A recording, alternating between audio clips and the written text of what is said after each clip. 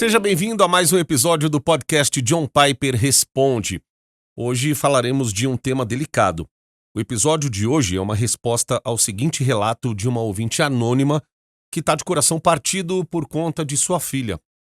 Vamos ao e-mail dela aqui, ó.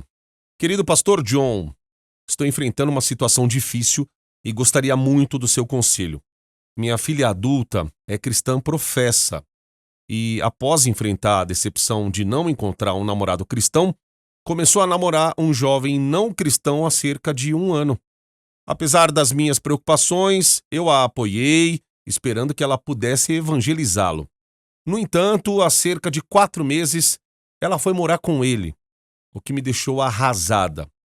Tivemos uma conversa franca, na qual expliquei o pecado da decisão dela, mas ela permaneceu impenitente, chegando a questionar o amor de Deus e o plano dele para a felicidade dela. Recentemente, ela se mudou para outra cidade para cursar a pós-graduação, e o namorado dela também. Optei por não ajudá-la com a mudança, pois não podia concordar com a decisão deles. Isso causou uma nova tensão em nosso relacionamento. Desde então, a comunicação se tornou limitada e distante. Minha pergunta é: como posso manter um relacionamento significativo com minha filha nessa situação? E como devo abordar o namorado dela? Devo convidá-lo, por exemplo, para o jantar de Natal em família, apesar de não aceitá-lo como parte da nossa família? Obrigado pela sua sabedoria. Atenciosamente, uma mãe de coração partido. Sinto muito que você esteja passando por esse doloroso rompimento de relacionamento e quero que sinta que não está sozinha. Na minha igreja, no meu círculo de amigos, entre as pessoas que nos escrevem aqui no John Piper Responde, essa situação é tragicamente familiar. A maioria de nós sente que não tem respostas específicas. A palavra específica é fundamental aqui. Não temos respostas específicas para o porquê de um filho ou filha parecer tão espiritualmente vital, engajada e feliz em uma fase da vida e parecer perder tudo que antes era aparentemente belo e que parecia graça divina. Podemos fazer afirmações gerais da Bíblia, da Palavra de Deus, sobre o porquê dessas coisas acontecerem, mas os detalhes que nos confundem. Quando nos deparamos com essas tristezas pela primeira vez, digamos o primeiro telefonema ou a primeira mensagem que recebemos, sentimos algo como um soco no estômago. Todos os outros prazeres da nossa vida parecem desaparecer. No começo é extremamente desorientador e deprimente. Entramos e saímos de fases de dúvidas sobre o que fizemos ou deixamos de fazer como pais, e entramos e saímos de fases de certeza sobre o que devemos fazer agora. Então, se servir de algum consolo, saiba que existem milhares de nós que se sentem como você, o que suponho que me leva ao meu primeiro pensamento sobre como seguir em frente. Ore e fale a verdade. Reúna alguns amigos espirituais ao seu redor e peça a eles que orem fervorosamente com você. Tenho certeza de que você já fez isso, mas faça-o pelo despertar de sua filha. Por mais misteriosa que seja a oração, o que está claro é que o apóstolo Paulo pediu a outros cristãos que orassem por ele. Eu chamo isso de misterioso porque alguém poderia dizer a Paulo: bem, Paulo, você é um cristão maduro e obediente. Por que precisa pedir a outra pessoa para orar? Suas orações não são suficientes. Deus não ouvirá você e responderá? Bem, elas podem ser, Deus pode responder, mas o que vemos na Bíblia é que Paulo pede aos cristãos que se juntem a ele em oração, para que quando a resposta vier, haja mais louvores. 2 Coríntios 1, 11. Essa é a razão, pelo menos. Ele nos ensina que devemos orar uns pelos outros, e o mesmo faz Tiago em Tiago 5,16. Não consigo conhecer o seu coração à distância, mas aprovo o que vejo na sua pergunta. É contrário à vontade de Deus que um crente esteja em julgo desigual com um descrente. É contrário à vontade de Deus que eles tenham relações sexuais fora do casamento. 1 Coríntios 7, 1 e 2. É contrário à vontade de Deus que sua filha seja tão desafiadora aos seus conselhos. Efésios 6:2. Portanto, parece-me que você tem sido fiel em falar a verdade em amor, como Paulo diz em Efésios 4:15. Muitos pais pensam que, se a verdade corre o risco de ser rejeitada, não devemos dizê-la. Acho que, em geral, isso é um erro. Conhecereis a verdade, e a verdade vos libertará. João 8:32. Não há outra maneira de sua filha ser liberta de Satanás e do pecado, senão pela verdade. E isso é verdade, mesmo que o problema mais profundo não seja a ignorância da verdade, mas a escravidão a Satanás.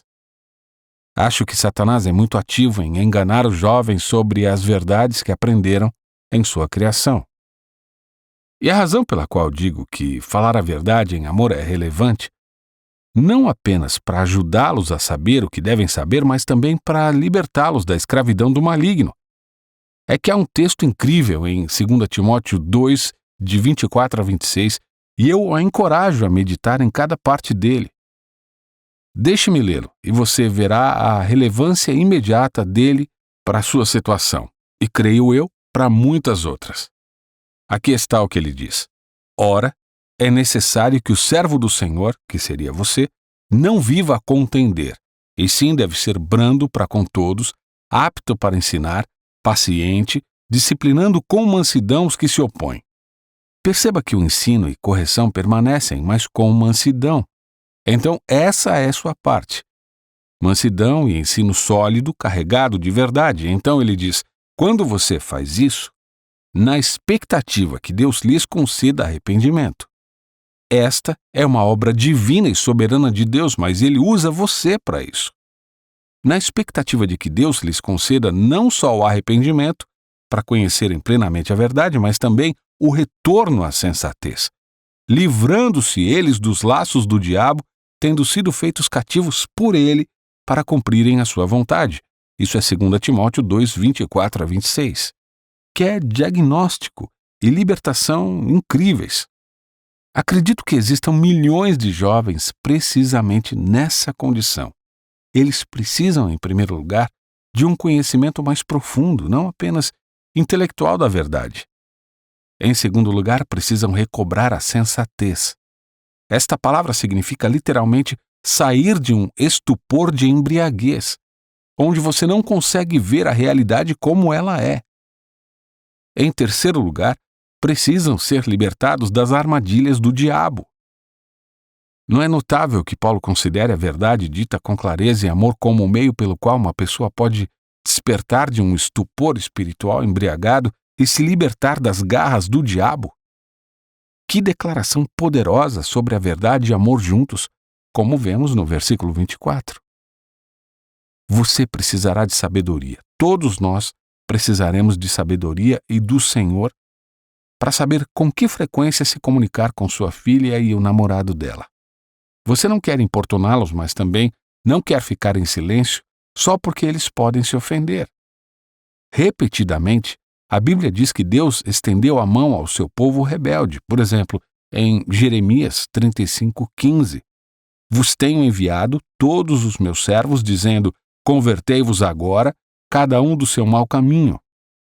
Deus não ficou em silêncio. Ele enviou palavras, como mensagens de texto e e-mails, por exemplo. Eles são os profetas, repetidamente. Acredito que existam maneiras de fazer contato regular com sua filha que são mais variadas do que simplesmente repetir o pecado dela. Por exemplo, você pode simplesmente enviar a ela de vez em quando algo que tenha sido significativo para você, de suas devoções matinais ou algo que você tenha lido e dizer a ela, estava pensando em você esta manhã, isso me fez lembrar de você.